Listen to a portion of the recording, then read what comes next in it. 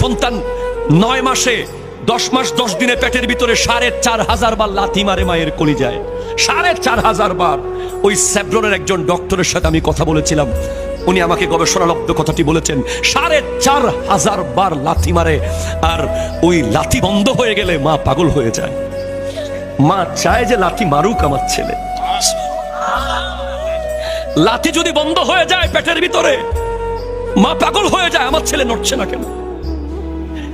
Even এমন সময় আপনি লাঠিটা মারেন, ওনার খাবারের লোকমাটা ওনার গলা দিয়ে যাবে মাত্র এখানে আটকে গেছে, এমন সময় আপনি লাঠিটা মেরে দিয়েছেন পেটের ভিতরে।